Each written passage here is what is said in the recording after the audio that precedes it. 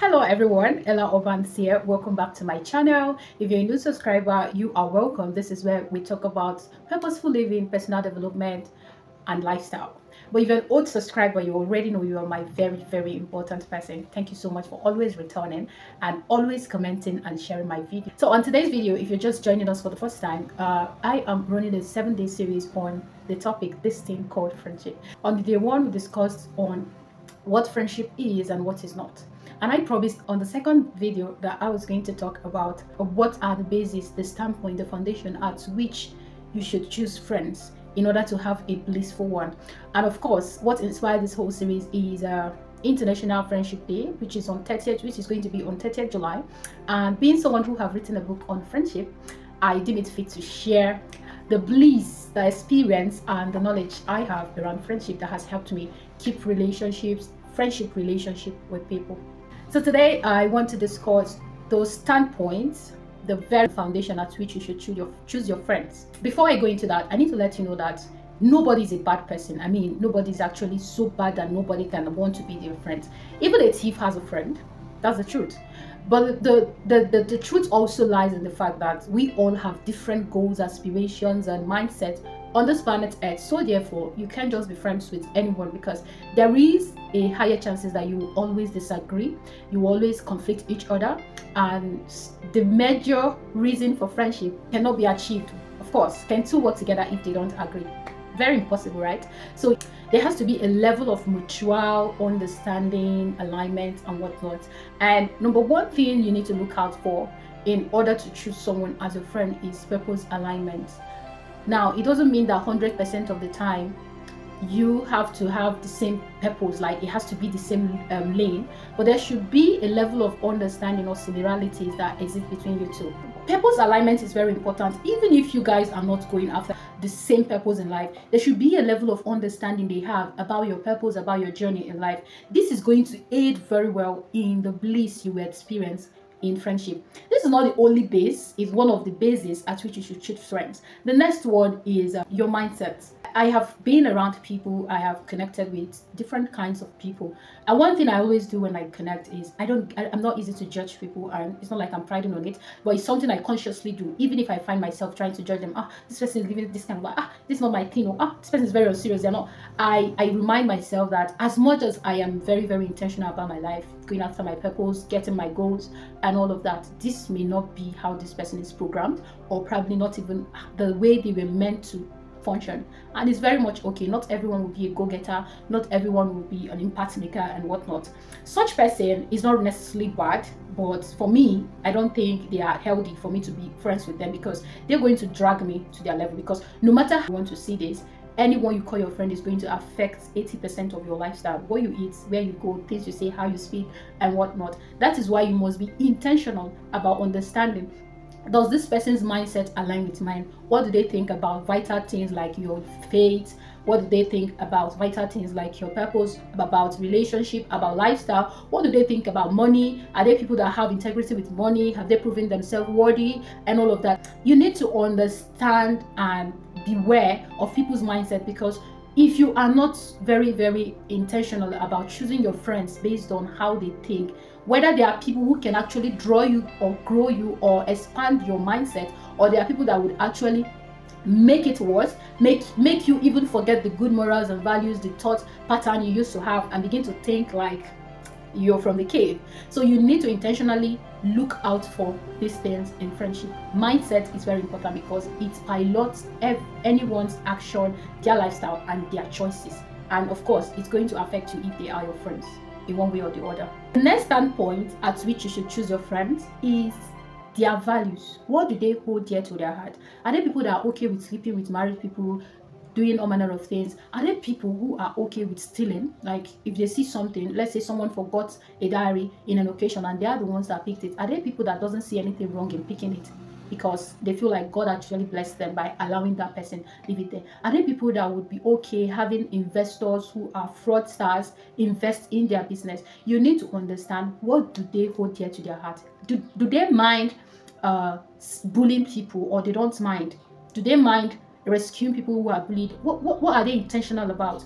You have to intentionally review this and before we end this video, I'm going to explain to you how you can be able to figure all these things out. You don't necessarily have to interview them or ask them this question directly. There are diverse ways where you can easily know what does this person value, what are their values, what are their list of values, and how are you sure that they mean what they say and they say what they mean. How are you sure that this is truly their value and they're not trying to just wear a mask to impress you or get you become their friend? The next standpoint at which you should choose your friends is personality makeup. I always say this, as much as I am okay having different people with different personality, of course I have grown my knowledge and exposure to a very, very certain degree that I can say I can almost manage all temperament type or personality type. However, for you who is still trying to blend in with people, I've worked with diverse people, both business-wise and normal-wise. So I can say that I can actually handle different temperament. But for anybody who wants someone in their space, and in someone you want that has the access to your space, they have access to your private number, they are okay to visit you, they know where you live, it's very, very okay for them to visit you and whatnot, you have to intentionally know their personality type. This is going to help you better blending with that person. It will also help you better understand them and know when to give them grace and when to actually call them out. Because for every personality type, introvert, extrovert, ambivert, there is weakness and strength. So when you understand, first of all, what personality type are you? Because when you know yours, you will better know whose own will you blend in better with. Very, very necessary. My friends that are introverts, I have to reassure them how much I love them, how much I will be there for them, how well they are doing. They know, but these are overthinkers.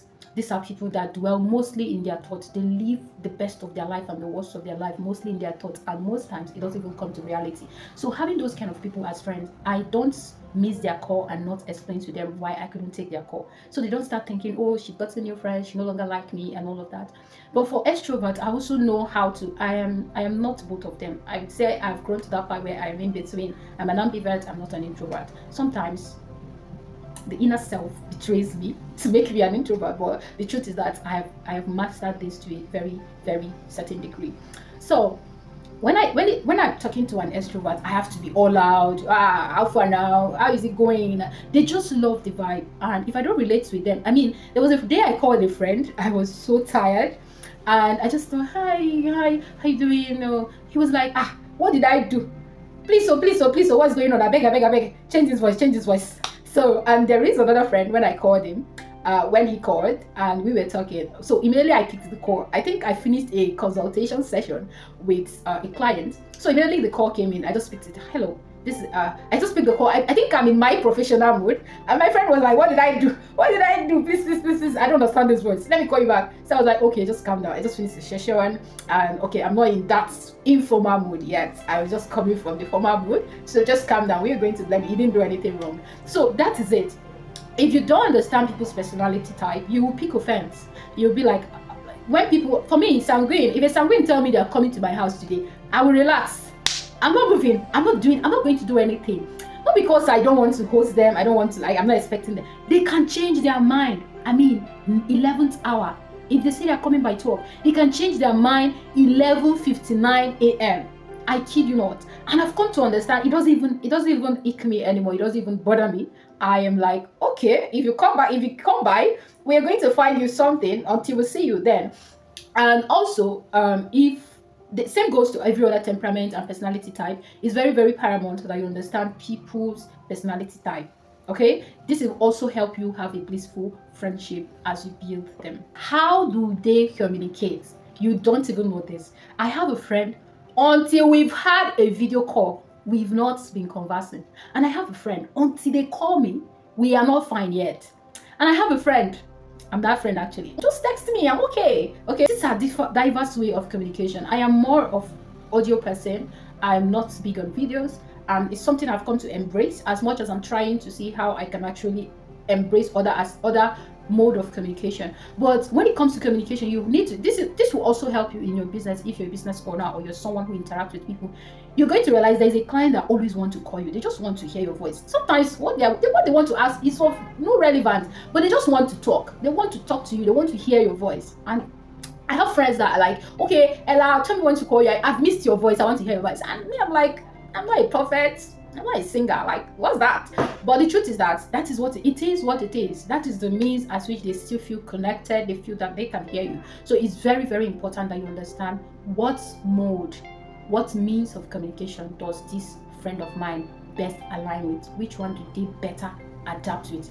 And also do so for yourself. When you understand your own, you'll be able to communicate, and when you communicate, you will also let them know. You also get to know their own mode of communication, better mode of communication. Now, for all these things I've said, purpose alignment, mindset, value, communication, in order to know, you don't need to interview them as though you are working, as though something is going wrong and all of that. Like, it doesn't have to be like an interview. From their little actions, the things they say, how they speak, what they prefer, their past stories. If you're getting acquainted with someone, they are easily pushed to tell you about their past stories, what happened. It mustn't necessarily be about friendship. It could be how they were able to deal with a client. It could be an experience they had with a client. It could be something that bothers them, how they're able to manage situations. Are they people that when there is conflict, they will just pull away and disappear? You need to understand this could be an introvert, this could be someone who is dealing with PTSD. So it will better help you communicate and relate with them and even understand their personality type. But sometimes if you're not sure, you're so confused, do ask them, but do not ask them all the questions at once. There is always, you have all the time in the world to do that, okay? So it's very, very important that you pay attention to what they say, how they say it, where they go, the things they prefer. For someone who always tell me, oh, I want to go for a wedding, I know they are the life of the party, they just want to be there. For me, I am not that kind of person. So we talk as we talk, and I love people that are intelligent, because life is easier with intelligent people. I mean, they are easy to understand what you like. They are easy to understand you from the conversation they've had with you. Like, you're someone that likes surprises, they look forward to surprise you. It doesn't matter how little it is. They just want to reassure you and make you realize that they value you, they care for you, and they are willing to always be there for you as friends. The other ones is value. Value, you can easily tell people's value. I mean, it doesn't lie. Value has mouth and it speaks volume. That's my mantra. Yeah. Value, when people are judging a matter, their perspective, their standpoint at which they judge cases or events or occurrence will tell you very much about them. It will tell you a lot about them. It will tell you about their values. If there are people that are like, okay, probably you're trying to talk about a celebrity who is promiscuous, and they're like, well, that's not a problem. He's taking care of his wife now. That is not a problem. As far as he's taking care of his family, he's allowed to sleep around, you know. So you don't need a suicide to tell you that this person doesn't really hold chastity and abstinence and faithfulness in marriage and relationship dear to their heart. So to say that as much as maybe you're not planning to marry this person, there is a tendency that it's going to come a time they'll be like, well, you're not worth that million. They can betray you, they can sell you. Yes. And it's not like you should judge them. There should be a place for question. That is where conversation comes in. And I always recommend, we're going to come to that, things you should do with your friends, having the hard conversations, right? Where you begin to ask them, why do you think this is good? You could give them analogies where you feel like that brings a clearer picture of that their belief and how it's likely to affect them if they are the person in the equation, and see how they still see it. Are they willing to adjust that mindset, or they are holding on to it? Is this, if it's not this, is yeah. So you should know and intentionally decide. Now, when people tell you who they are, stop making excuses for them. Stop thinking they will change. It's only Holy Spirit that knows how to change them. Just take them like that. If you like it, you take it. If you don't like it, just let them be. Allow them to be. They are not your people. You find your tribe members.